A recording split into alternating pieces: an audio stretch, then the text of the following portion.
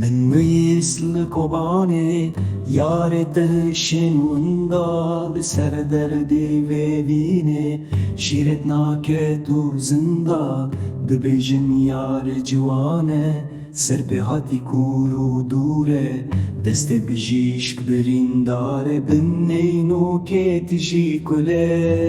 Min bihîst li Kobanê, Yarê hişên winda, min bihîst li Stenbolê, Evîndara te bêzar e, di çavên min hêsir e, şev û roj wek piyale, ev sed salin divê xewnê li ber çavan xeyalê. Sal derbas bûn li benda wê Niha porê min spiye, min bihîst li Stenbolê, Evîndara te bêzar e, min bihîst li Kerkûkê, Yarê te bêdeng maye.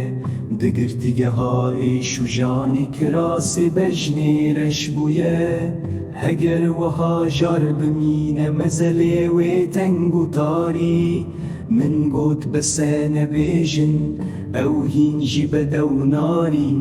Min bihîst li Kerkûkê, Yarê te bêdeng maye, min bihîst li Silêmanî, Evîndara te bene. Ji ber derdê parçebûnê dixem la xwe de şewate, li nav dinyayê nas nabe, bê sînor û bê nîşan e, min got rast e lê biale, xwedî tac û gewher e. Min bihîst li Silêmanî, Evîndara te bene. Sed salin ez dinalim ji ber janê Çar Evînan, birînên wan derman bikin bi hêsirên zêrînan.